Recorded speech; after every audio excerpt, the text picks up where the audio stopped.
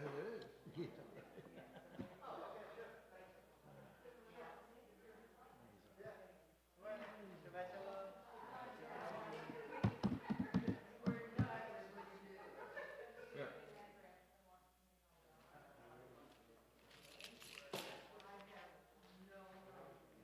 Yeah. Very cool. That's his desk at the He's doing good, now huh? executive office. He's amazing. Never ceases to amaze. Well, he's putting together the task force on anti-Semitism, the White House task force. Daniel is? Yeah, and because Ted's assistant is doing something else. Very cool. He hopes he can go. How you doing? You look good.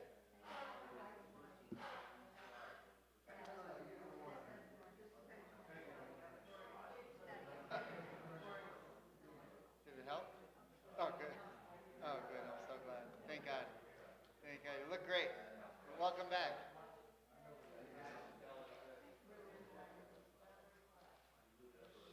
How you doing? Good. Today's a big day. A lot better, thanks. Still a little sore, Jody with her head? but we think the infection is cleared out. So Oh, she was out. she had the wound got infected, and it's very scary because if the infection gets in the blood, Yeah. you're screwed. But it didn't, thank God. So What infection did she have? MRSA or something? it's just one of the sutures infected her skin. I had that in skin surgery, Terrible. and they came over on Sunday. Any surgery can be significant, you know, and you want it to be insignificant, inconsequential. All right, so Shabbat Shalom. Shabbat shalom. Oh, I have a small self-serving announcement, if you're interested. As of as of this morning, if you go on Amazon.com and you type in my name, you'll see my new book, which is there. So yeah, so thank you. It's a historical novel, and it's also very funny. No, it's not. It's actually not funny, but it's a book on Zionism. It's a book on Israel and the importance of Israel to the Jewish people, and it pieces together a lot of the stories of Holocaust survivors that I've known throughout my life. So it's called A Reason to Rise. There it is. Yeah. A Reason to Rise comes from a quote from Louis Brandeis, which you'll see if you open the book. He said that Zionism gives Jews around the world a reason to raise their heads, which is where I took the quote from. I believe that I'm going to be part of the Barron Book Fair, the Miami Jewish Book Fair, next year, or this fall, whenever it is. And we're gonna have a launch at the hub. As of right now, the only people who know about it are my parents, who've already bought 4 copies. So I've already sold 4 more today than I expected. 5. Make it 5. Make it.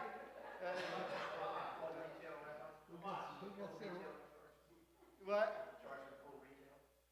Of course. Did you sign the book to your parents? Well, I told my parents I was going to send them free copies. My mom said, no, I want to buy it to send to everyone in our family. You can get a signed copy from me, but if you can get a copy that's unsigned, that's more rare and worth more. So if you can find one of those. But anyway, it's not every day. It's my first book. And it came out on Amazon. Literally, I woke up this morning to an email saying it's ready. So there it is, if you want it. If you like Zionism, you should. Who's not to like Zionism? I'll tell you, it's not Hemingway. It's my first one. It's not. It's followed by The Sun Also Rises. Yeah, that's right. It's not gonna win any awards. Yeah, that's not bad. That's not bad. I don't think it's gonna win any awards, but it's there if you want it. Okay. So that's it. Is there some time left for Torah Study? We have a few minutes left. For me, it's exciting. So, all right, here we go. Vishamru b'nei Yisrael et ha-Shabbat Lasod et ha-Shabbat ledorotam berit olam Vishamru b'nei Yisrael et ha-Shabbat Lasod et ha-Shabbat ledorotam berit olam Beini uben b'nei Yisrael oti leolam oti leolam V'shamru b'nei Yisrael et ha-Shabbat Lasod et ha-Shabbat ledorotam berit olam Ki sheshet yamim asa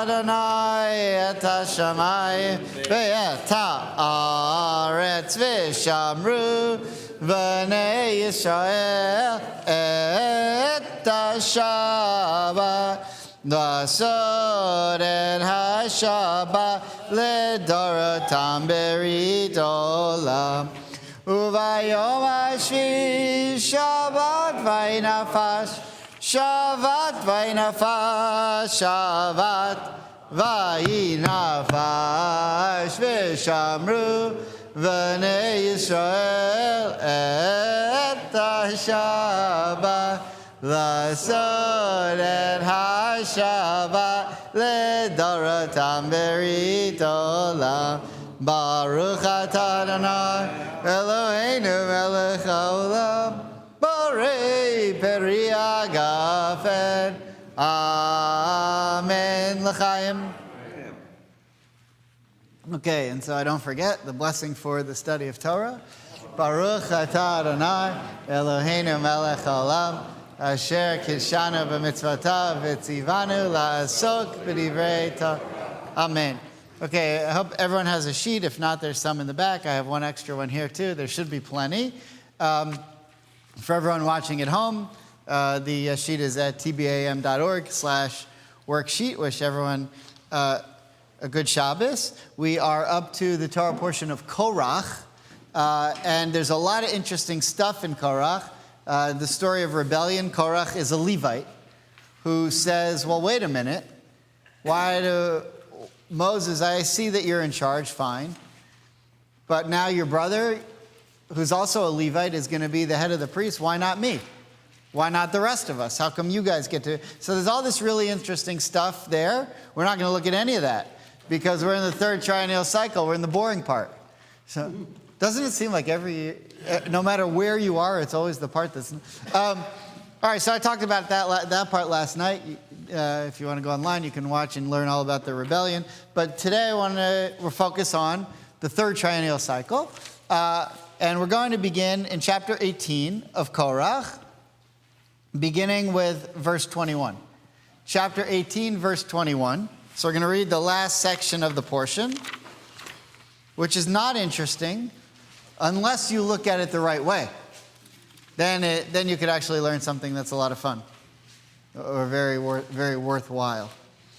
So anyone have the page in Plout? 18... 1139, okay? Page 221 if you have the Saperstein. Okay, so when we get to the end of the Torah portion, in other words, when we get to the part of the section we're going to look at now, we see that the rebellion has failed, and Korach and his group are swallowed up by the earth, which is the inspiration for the scene in Return of the Jedi when Jabba the Hutt wants to throw Luke into the pit and get swallowed up. It's the same kind of thing. And Boba Fett and some of the other guys, they're still down there. You know, they're being digested by this pit. I think he said for 2,000 years or something. It's only been like 30 years. So, and they're still, so they're still down there. It's very unpleasant. So Korach, he finally, this was 3,500 years ago, so he's been done for a while, and he's, I don't know what the aftermath of that is. It's probably unpleasant. But now we get to the restoration of what's going to happen. So you had these people who say, we're going to rebel, and this is what's going to happen to them.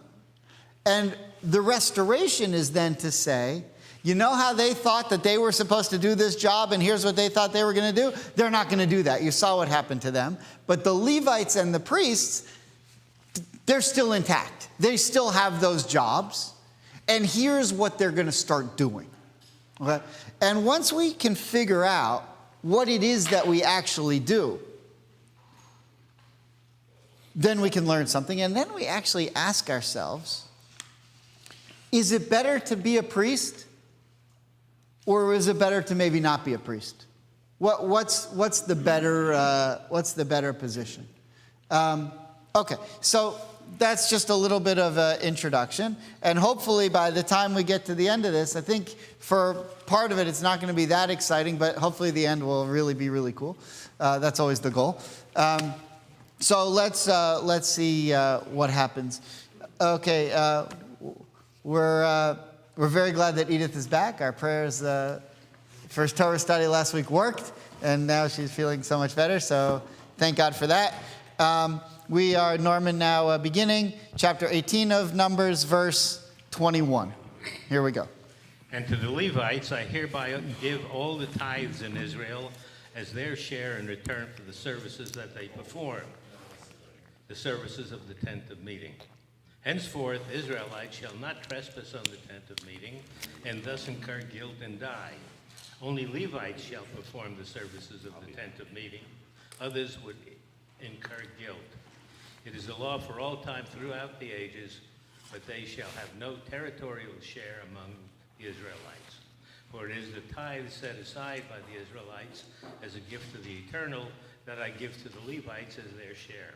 Therefore, I have said concerning them, they shall have no territorial share among the Israelites. Okay, so what did you learn there? If you're a Levite, what's the good and the bad about being a Levite?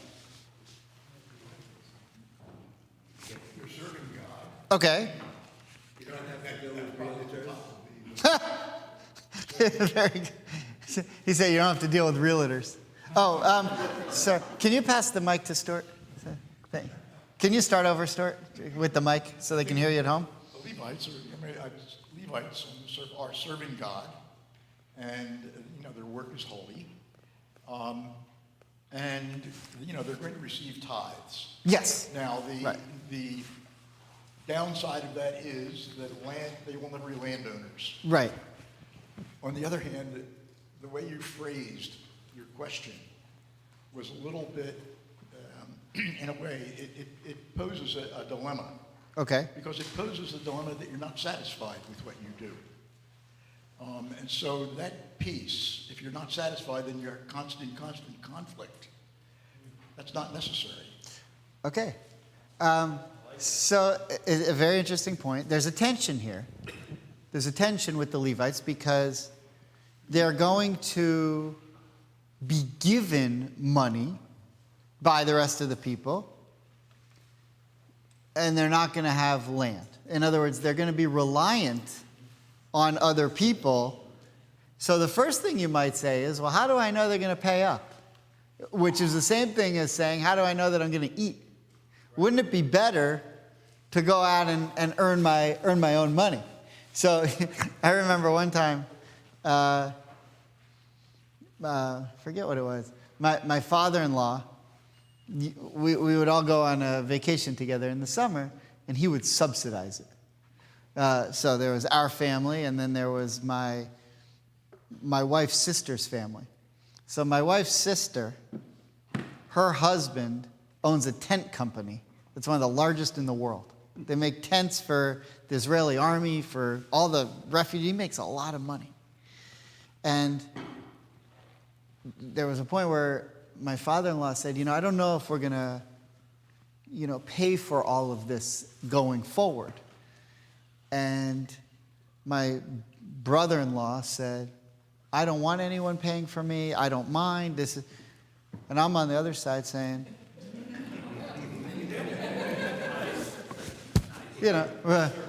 I don't know that I feel that way. So, no. You think all of us sell to the Israeli government? I take from the Israeli government. There's a tension that there is what they are going to get, which is the tithing, but they're also not going to have any real estate holdings, and so forth. So, what Korach was saying was, I want to be in charge. But only now are we finding out, well, what exactly does that mean? Is it so great? So, it's like when you have someone who is a congressman or a senator, and maybe they're not one of the ones who are, zillionaires before they start. And so then they say, all right, I'm not going to be a congressman or a senator anymore. I'm going to cash in now. So what does that mean? It means that I had this really important job. And I was making so much money. But now I'm going to go be on CNN. Or now I'm going to be a CEO of this company. And because I have this name that I made in Congress, all these other financial opportunities are... And you know what happens? They go do that, and after a while, they usually miss the lower paying, more serving kind of job. Right? And so that's kind of what we're looking at with the Levites here. Questions, what's better? Well, the other thing that I see in here, so they're given a responsibility or an obligation carved out to them. They're going to serve in the tent of meeting, right? And nobody else is, just them. Correct.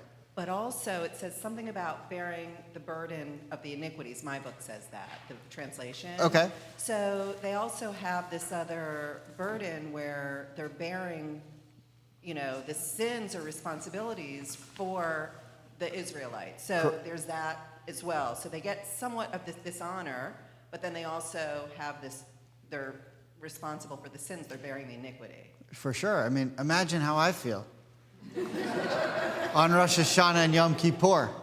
And I look out on this group and I say, all of their sins are going up there through us? We can't handle this kind of mass, number of transgression.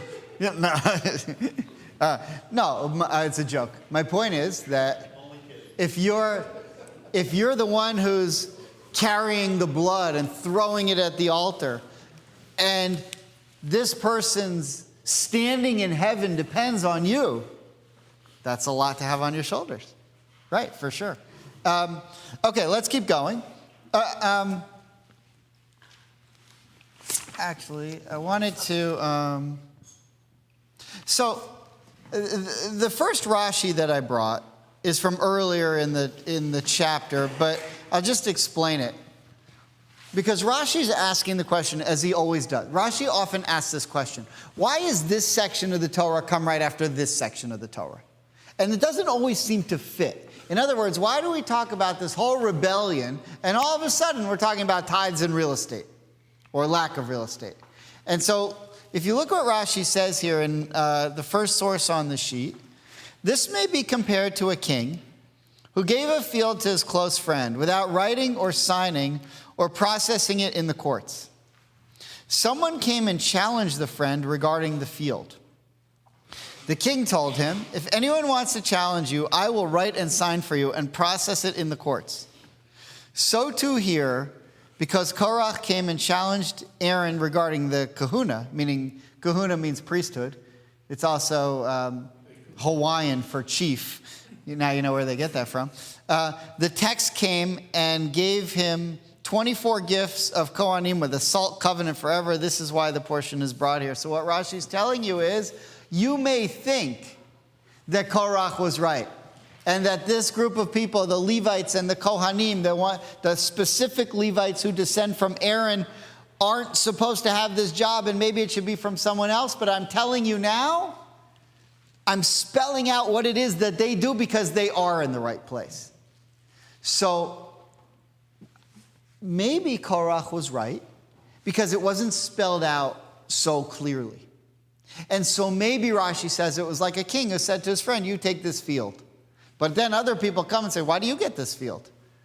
And they said, the king said I could have it. And people say, oh, yeah, right. Well, then the king shows up and says, I said he could have it. It's okay. You take the field.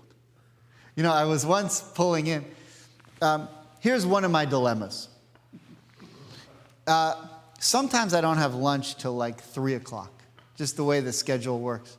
But if you leave at 3 o'clock to go to, Joanna's and then get a sandwich and come back, and you come back at like 3:15, then to get from Gulliver to here is about a 45-minute drive in carpool when the parents are coming in to pick up their kids. So I'm coming back at like 3:20. I left at like 3:07. And I'm at Beth Am, but like where the hub is. And I'm trying to get around because I have a meeting in like 4 minutes. And I have about 8 cars in front of me. And there's no way I can get around them legally. So I said, all right, listen.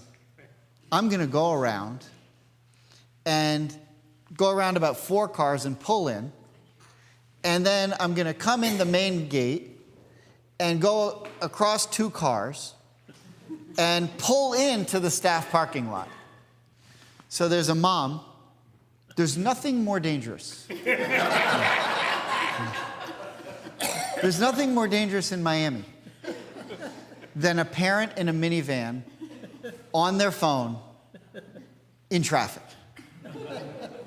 So I pull in, and they're going like the other way, like to the left of the guard gate, because that's the way the traffic went during construction. Well, it still does for carpool. But I'm going right the other way.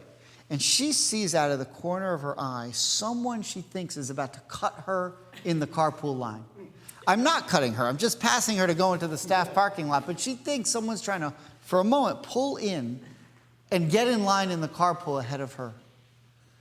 And she looks and turns like she's going to kill somebody. And then she sees it's me.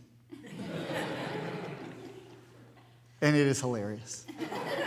Oh my God! I was like, I don't even have any kids in this school. My kids are older. I'm not cutting you. I have a meeting. It was really funny. Well, that's what's going on here right now.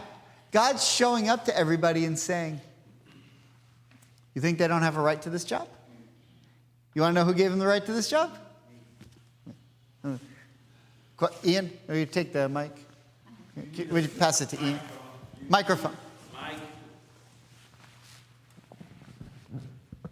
When I was in the Air Force on the big SAC base, Barksdale, the general didn't want this to happen. So he has a flag on his right fender. You need a flag. You're a rabbi. I think that what you need is one of those blue lights that flashes back and forth. One of my favorite things that happened is when I was in Fort Myers, there was a bridge game on Monday nights. And I would always leave to go home for dinner. I lived really close to the temple. And then I would come back on Monday night. So I'd go home for dinner, and I'd come back to teach, our Monday night Hebrew high school. So every time I would come back, in between the time that I left and when I came back, they would come in for bridge, and they would always park in my spot. And it wasn't a big parking lot. Now, I walked in and I said, listen, I know you're here every Monday night, but I leave, but I come back after dinner. Could you just leave my spot? And this guy really kind of rudely said, well, which one's your spot? So I said, it's the one that says reserved for rabbi. That's literally all it said. It didn't have my name, it just said reserved for rabbi. And it didn't compute. All right. That was one of the great moments of my career. Between the book coming out and the reserve for rabbi, Those are two of the great moments of my career. Okay, Rabbeinu Bachya asks a different question. So he says this, second source on the sheet. The Kohen, so now we just kind of getting back to the question, is it good to be a Levite or a Kohen? Is it good to be someone who serves, but you don't necessarily get to earn a living? And you don't get to be able to say, I take care of myself and I'm not relying on my father or my father-in-law to pay for my vacations. You know what? You don't have to worry about what's better. So look what Rabbeinu Bachya says. The Kohen is more elevated and sanctified than the Levite, and the Levite is more than the Yisrael. So too the Torah obligated Truma. Truma means like a contribution. 1/50th, which is called holy, for the Kohen, which is called holy in the text, as in, and he separated Aaron to sanctify him, holy of holies. And to give to the Levi the first tithe, right? We saw that in our Torah portion, to give to the first tithe.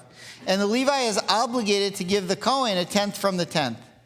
So just as the Yisrael is bound to the Levi, so the Levi is bound to the Kohen. So you read that and you could ask the question, what's better? This will help us answer the ultimate question. But just based on what you read from Rabbeinu Bachya, would you rather be a Levite or a Kohen? Levite. Why?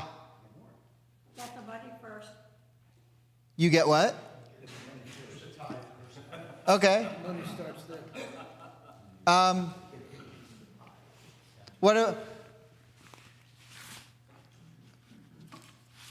Any other ideas?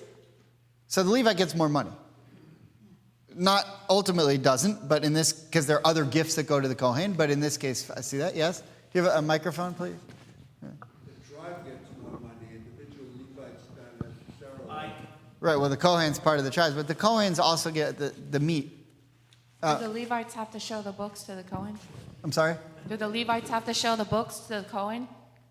Oh. Do they have to, I mean, do they There- just say, we trust you? When they got to the Holy Temple, there was a guy, and that was his job, to keep Okay. track of all, they actually kept track of all the sacrifices. So then the group, the Kohanim, Yeah. once removed, they're kind of shielded from the masses, from the people, and they still get their tithes, so maybe that's not a bad Okay. situation. Very good. Can you pass the mic?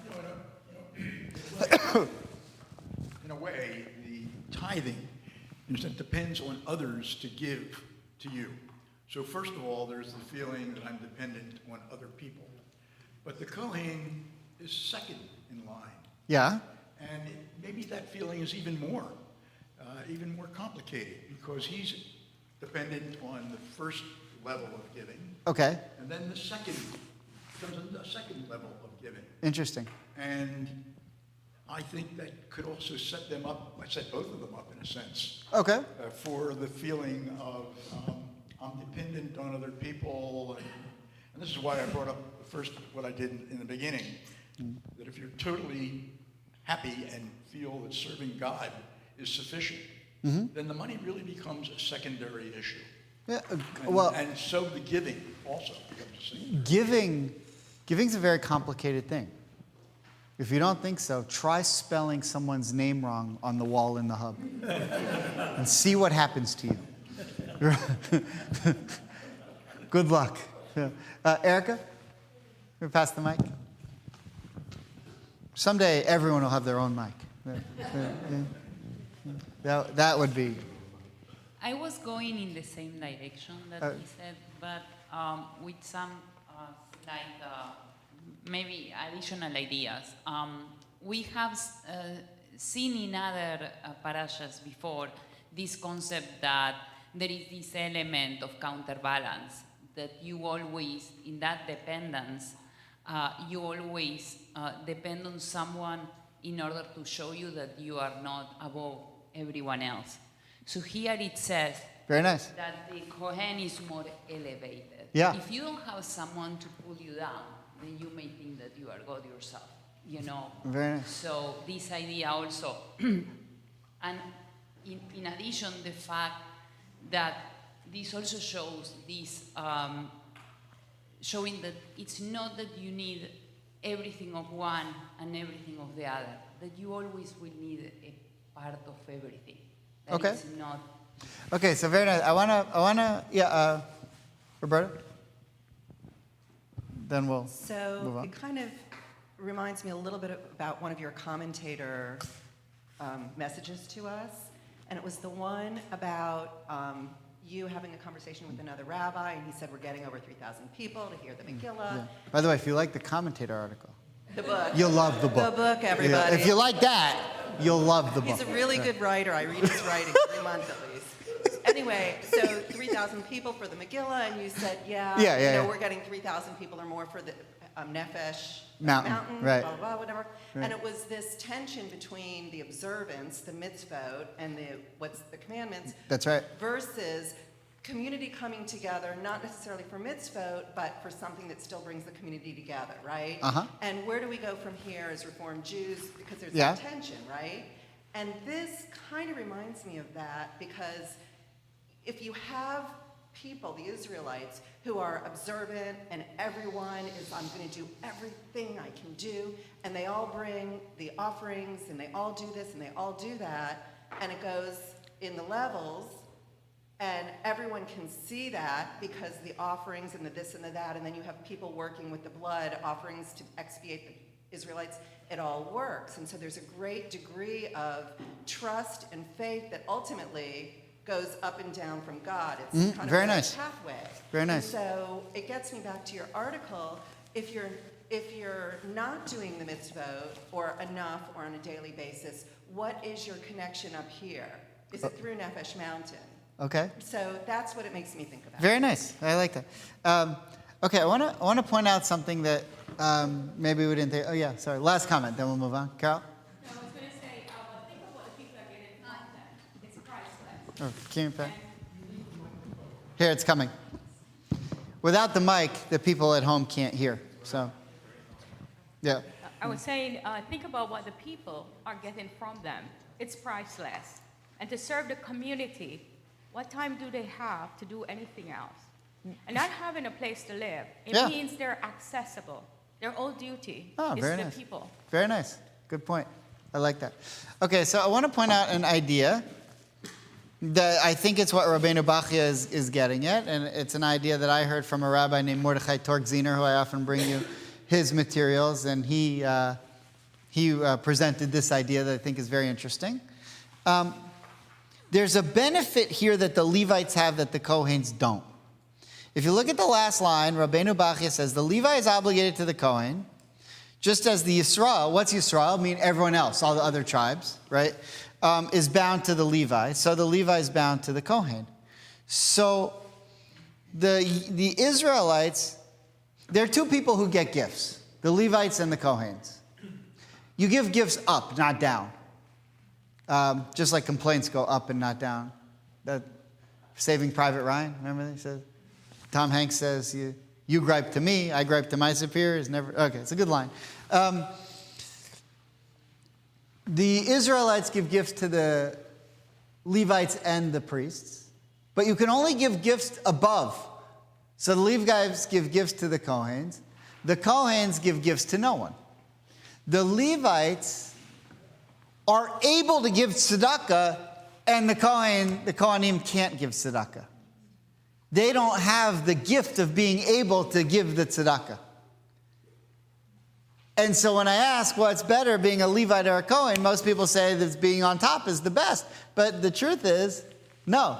Being below is the best in this particular situation. There may be other situations where it's better to be the king. Ask Mel Brooks, whatever. But it's better here in this particular scenario to be lower, because then it gives you the opportunity to be able to give tzedakah.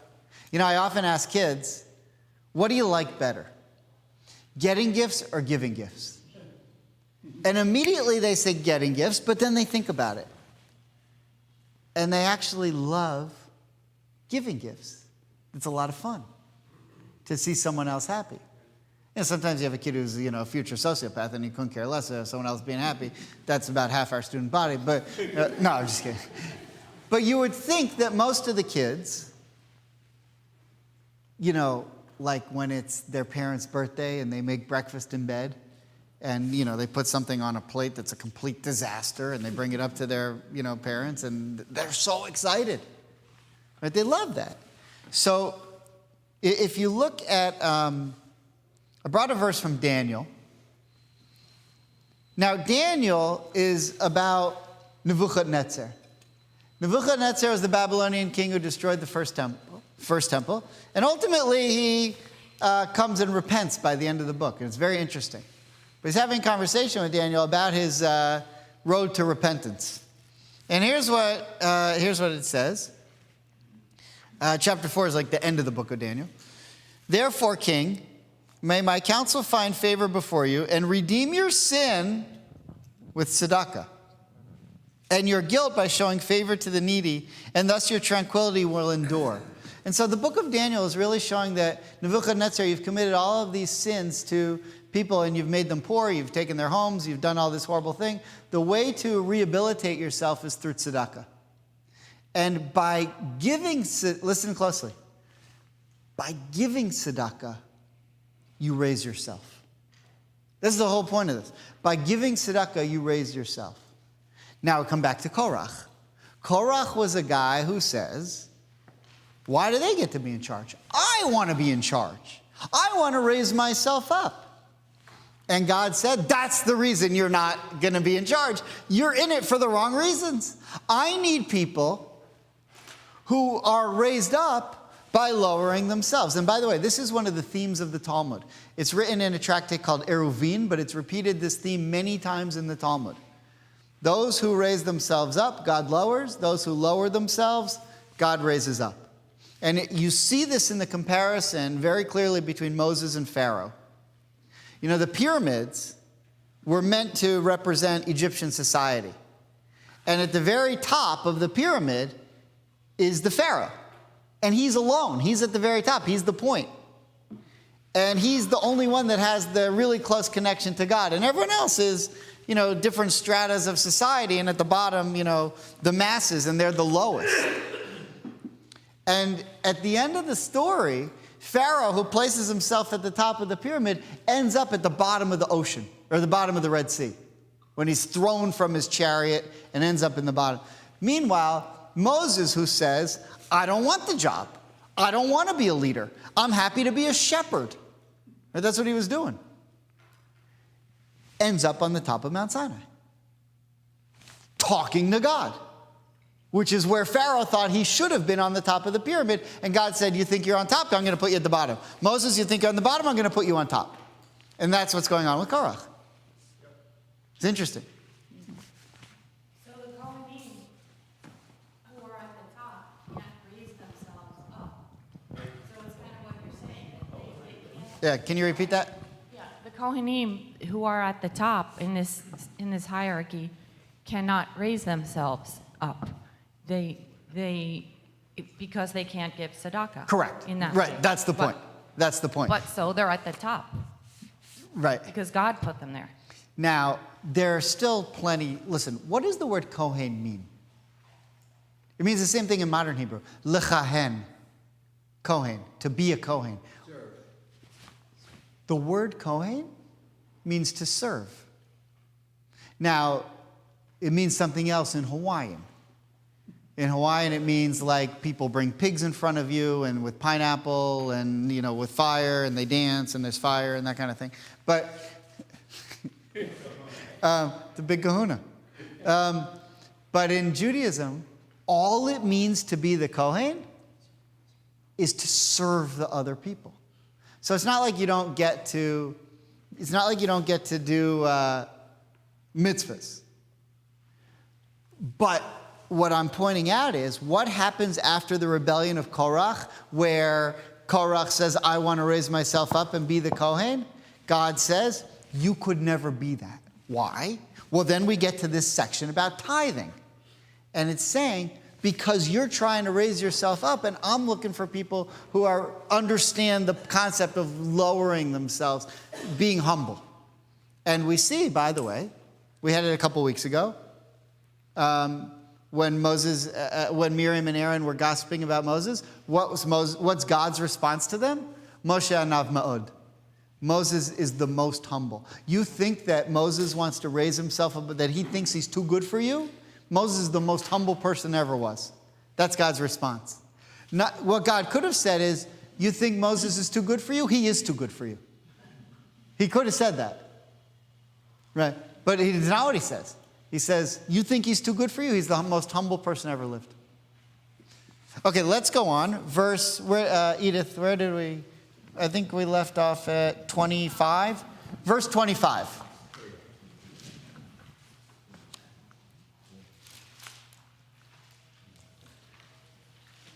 Oh, by the way, let me just point out, how do we know that this is so great, that being able to give is so great?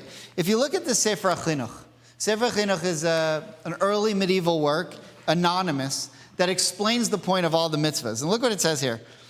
Also there is merit and honor and stature in this form for the Levites, lest their name be eliminated from the mitzvah of tithing when they receive their portion of produce. And lest the children of the Israelites say to the children of the Levites, you get the produce, sure, but we get credit for the mitzvah. We're the one, fine, so you get our money, but we're the ones who get credit for the mitzvah. So now they can say, we have Torah and we have flour. In other words, we, the Levites, we're part of this as well. We get to do the mitzvah as well. And so, now the Kohens can't say that. The Kohens can't say that. We have a problem there. But the Levites can say that. By the way, this is from a very famous line in Pirkei Avot, in Kemach en Torah. If there's no flour, there's no Torah. If you can't do the mitzvahs, then you're not really doing the Torah. Let me give you the mic, wherever it is. Oh, that was easy. It occurs to me that this portion gives us a structure for the society. I mean, there's an acknowledgement that there is a hierarchy, that all of these people are tied together. They have to function basically as a unit. One has to give to the next for all of it to work. Yeah. And God's defining this society for them. Right. I mean, it's not a random thing and one guy is the boss. Right. Called By the way, boss. in our society, who can't give tzedakah? Poor people. Because they don't have it. And the double tragedy there is they're deprived from being able to do that mitzvah. Right? So, in this society, it's the most important people. The Kohanim do have the money. If they were allowed to, they would be able to give the tithes. Because they have jobs. And they get money. And you could actually go in Israel and see the beautiful homes that some of the priests used to live in. They found the excavations of some of their homes. But if you have no money to give, then you're deprived of being able to do the mitzvah, which is a tragedy. But would it count if the person under the bridge gave whatever little piece of blanket to the guy next to him? Of course. And so that's tzedakah. Of course. There's a story from, I heard this from Rabbi Perlson on the March of the Living a couple months ago. He told a story, I forget which concentration camp we were in, but we were in one of them. And he said, when they walked through to whatever camp it was, every sixth Jew got a blanket. And whoever was handing out the blankets decided, okay, you get a blanket. I have so many blankets. My job is to hand them out, but I don't have one for everyone. So, every 6 Jews got a blanket. So the Jew who kept the blanket for himself died right away. But the Jew who shared his blanket with other Jews, the warmth of their body together kept them alive. Amazing idea. So when you have absolutely nothing, and you're still able to give tzedakah, that's meshubach. That's what we call praiseworthy. That's above and beyond. But some people have nothing, and they just can't do it, and that's a tragedy. So, because the mitzvah is give, right? Okay. Let's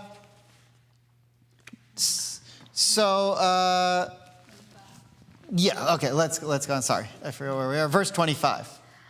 Adonai spoke to Moses, saying, "Speak to the Levites and say to them, when you receive from the Israelites their tithes, which I have assigned to you as your share, You shall set aside from them 1/10 of the tithe as a gift to Adonai. This shall be accounted to you as your gift. As with the new grain from the threshing floor, or the flow from the vat, so shall you on your part set aside a gift for Adonai from all the tithes that you receive from the Israelites. And from them you shall bring the gift for Adonai to Aaron the priest. You shall set aside all gifts due to Adonai from everything that is donated to you, from each thing its best portion, the part thereof that is to be consecrated. All right, so what are we reading? We're going on and on about the tithes. We know the tithes. You don't have to keep going on and on. There's plenty of times where the Torah doesn't go on and on. You have to look to the Talmud to get the rest of the information. But God's making a point here. Korach, you thought you could do this job? You thought you could, you who wants to be the leader? And right, so this is something you have to always ask yourself when you're picking a leader for anything. Whether you're voting for someone or you're hiring someone. Why does this person want the job? Actually, you know, when I was, there was one point in my career where I was going to be an assistant rabbi when I was first ordained, and I was looking at different congregations to go be an assistant. And I had a rabbi who was my mentor in Cincinnati, and I was looking at two different congregations. And really there were only two things that were important to me. One was who was the senior rabbi that was going to be my mentor. You know, in whatever, I looked at a few different cities. And two was the weather. Right. You know, there was a great rabbi in Chicago. I said, yeah, but the weather, it's not livable. You know, I can't, you know. So those were the two main criteria that I was looking for. So I was looking at two different temples, both in warm climates. And my mentor, when referring to one of the rabbis, said to me about this senior rabbi, who I didn't know, he said, yeah, he was a classmate of mine. And I never understood why he wanted to be a rabbi. You know, it wasn't clear to me. Because some rabbis do it for the wrong reasons, which is lunacy. Because once you have to do this job, if you don't want to do it, it would be, I can't imagine why anyone would want to do that. But, whatever, there's some people. But you have to take into account, why do people want the position? And for Korach, it was about the fame and the glory. And for Moses, it was the opposite. He didn't even want the job. Right?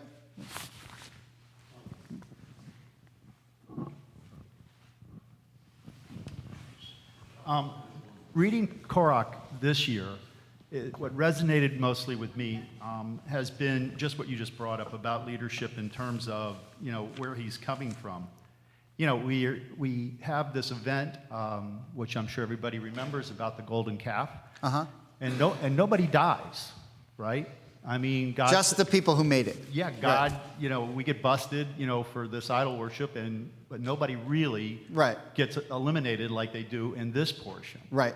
Correct. And, you know, I'm looking at Korach and I'm thinking, what's that argument about? And, you know, he does kind of say, you know, we're all holy, you know. It's got that little slice of truth in it, you know. And because of that, you know, and because he's a Levite, it should be like Dayenu. It should be enough that you're doing that, you're working for the people. Right. But yet, you know, really what he wants is this position. Great. Okay, you know? So that's the perfect segue. Because I want to jump back now. I really wasn't finished. Well, I'm sorry. I thought you were. But I can wrap it up very quickly. It would have been great for me if you were, but but that's fine. I'm aware of that. I'm aware of that. All right, no, I'm sorry, I thought you were. In the end, you know, the fact that, you know, that Korach really wants this position of power, you know, he becomes like the bad guy in the Torah with his group, okay? Right. And then people die, you know. And so what really, I guess, resonates is that, you know, Korach is, he gets the elimination, he gets, you know, and God, you know, says, look, you know, the real reason why this happened is malachas, right? Is the division that he created with the community. Oh, machloket, yeah. Yeah. Machloket, yeah. Yeah, so, you know, I think that's what really resonated with me. Nice. Very nice, very nice. Yeah, Ian? Microphone?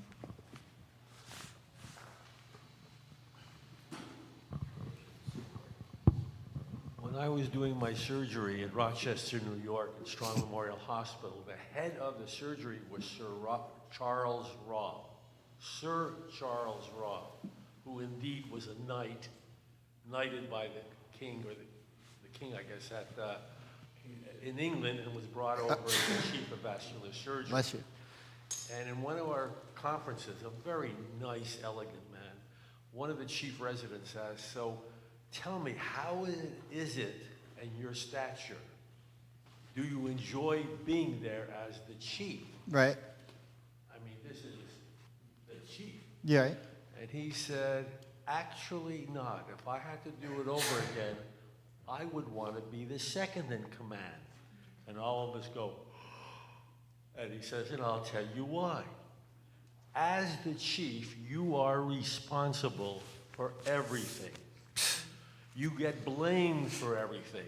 Yeah, I know. You are the cause of everything. I know that feeling. Yeah. You hardly ever get praise. But the second in command, he has stature, everybody likes him, and you don't have to worry about it. It's funny, you know, well, there's a lot of stories there, but I don't know. It's very true. Okay, I want to show you, if we just jump back to the beginning of the portion, chapter 16, beginning of chapter 16.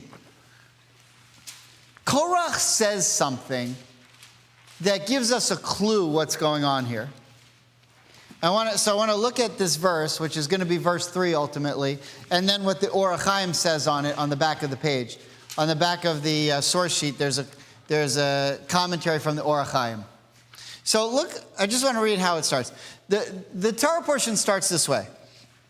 Korach, son of Izhar, son of Kohath, son of Levi, separated himself with these two guys, Datam and Aviram, son of Eliab and On, son of Peleth, sons of Reuben. Pointing out that these guys are from the sons of Reuben, which is what I talked about last night. And there's a very interesting connection there between who are the sons of Reuben and why they're involved, but that's a different sermon. So that's verse 1. Verse 2. They arose before Moses with the men of the children of Israel, 250 men of them, princes of assembly, those summoned for meeting, men of renown. So they put together a pretty impressive delegation. Verse 3. They gathered against Moses and Aaron and said to them, it is much for you, meaning you're taking all the power for yourselves. This is a very famous expression in the Torah, Rav Lachem, right? It's a lot for you. For all of them, because every Jew, right, is holy and God is among them. But this is the part that I want to focus on, the last 5 words of the Hebrew, Umadua titnasu. Why do you exalt yourselves or raise yourselves up, Al Kol Hashem, over all the Jews? Why do you, so what Korach is saying is, here's what you're doing, and here's what any of us could do as well as you. You've exalted yourself. And so what I want to ask the question now is, what does it mean to be exalted? And what is the difference between what Korach thinks means to be exalted and what Moses and Aaron think to be exalted? And it's kind of like what Ian said. Moses and Aaron are looking at it like, you think being exalted is fun? You think it's great to take the blame for everything? You think it's great to listen to your complaints all day long? You think it's fun to be blamed that your Yortzeit letter went out on the wrong date? That's never happened to me. Yeah, that's never happened to me, but it could happen to someone. Look what the Or HaChaim says now about this, and then we'll wrap up with a point, I hope will be an amazing point. The Or HaChaim says, in view of this, why do you raise yourselves above the community of God? So Or HaChaim is saying, what does it mean when Korach says to Aaron and Moses, why do you raise yourself above everyone else? Korach and his group, his company, referred specifically to the domain of the tabernacle and the sanctuary, which Moses had declared out of bounds to ordinary Israelites on pain of death. Now, who knows this better than anybody? Aaron. What happened when his sons went in the wrong way? They got lit up, right? They got zapped by God's lightning or whatever. And Aaron and Moses are simply saying, we can tell you from personal experience, I'd be careful in there, because it's not going to go well for you. Right, okay. So they accused, here's how Korach saw that.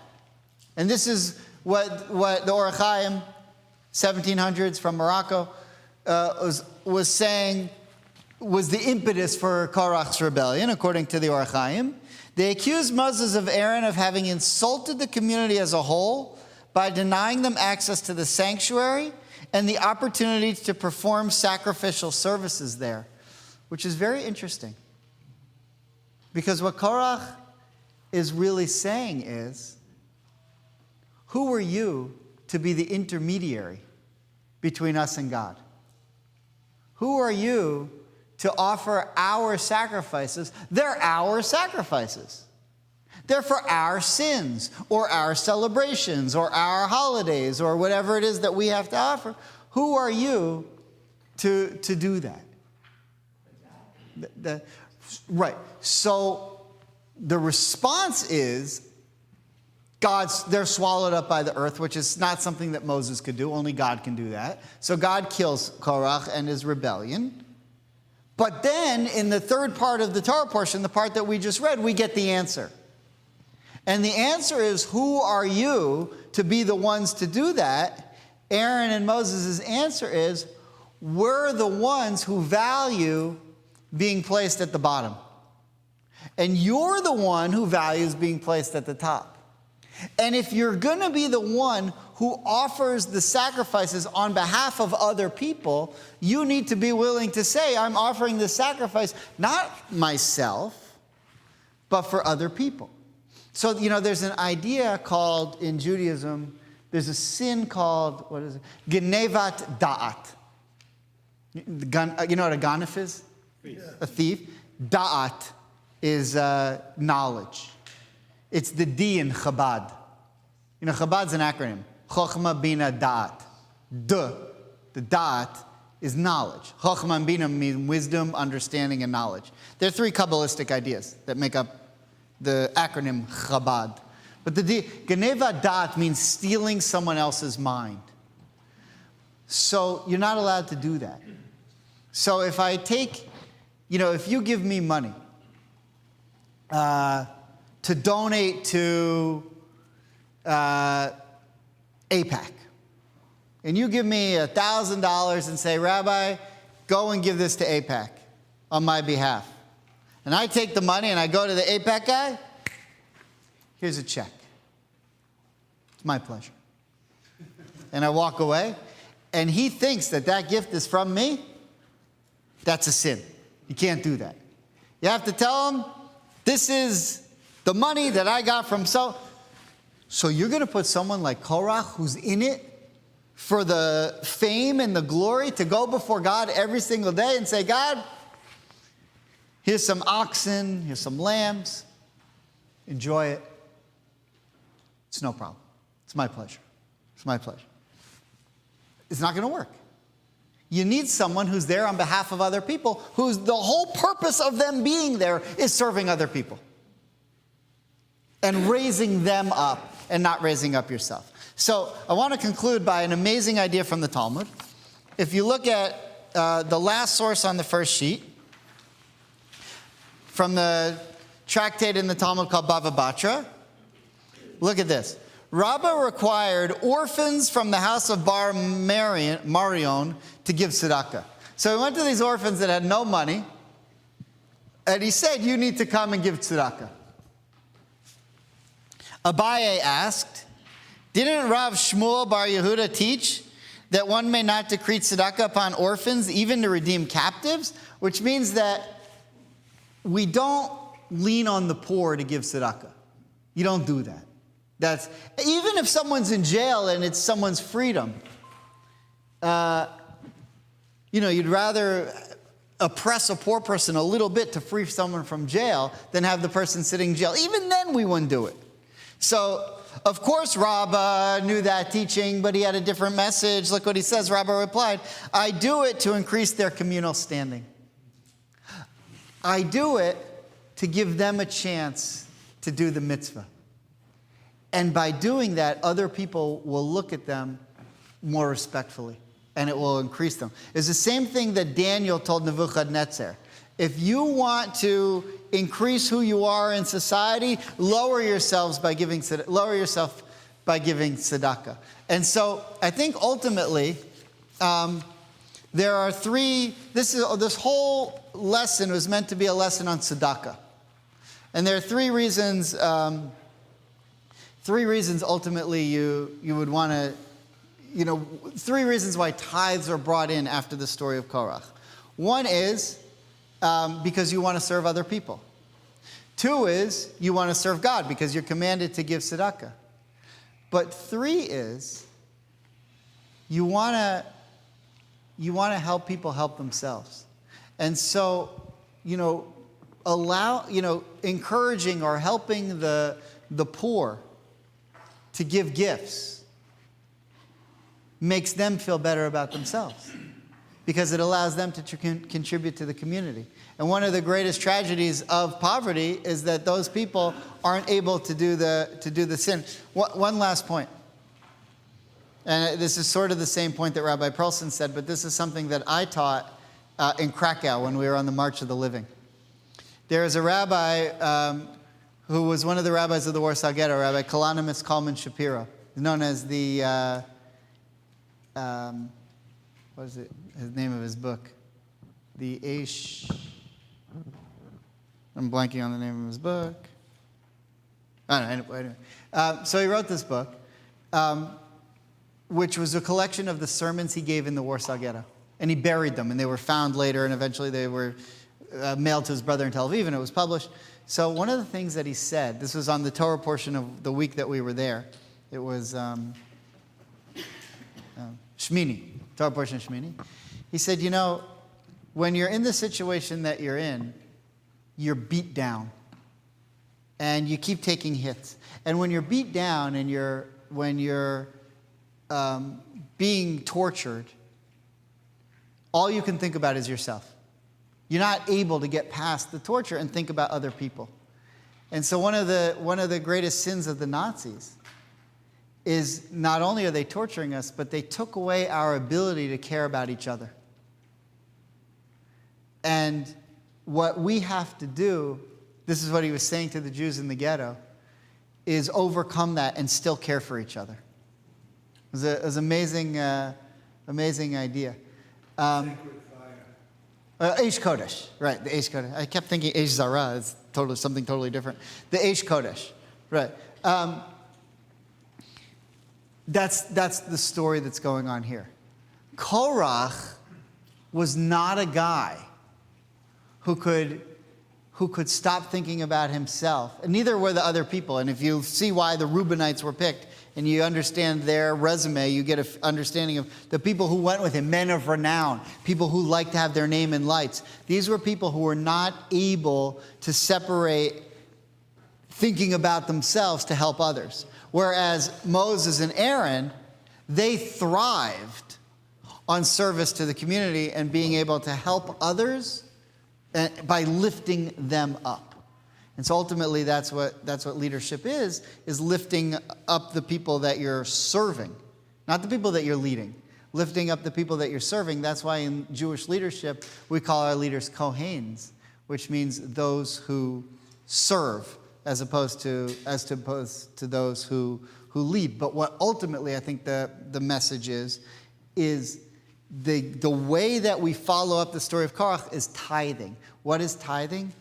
Giving gifts from one Jew to another. In other words, creating a society where we're all interested in taking care of each other from the top to the bottom. And we recognize that the tragedy is that everyone in the middle has a great spot because they can be taken care of and they can care for others. The people at the very bottom who are super poor can't give tzedakah, and the people who are at the very top can't give tzedakah because there's nobody to give it to. They're not allowed to. And so they sacrifice themselves for everyone else in the middle so that the society can function in a way where people are focused on giving to each other and not just taking for themselves. That's why Korach died, that's what he represented, and that's why the end of the Torah portion portrays who Moses and Aaron are as the exact opposite of who Korach and his people were at the beginning of the portion. Okay. Shabbat Shalom. Shabbat Shalom.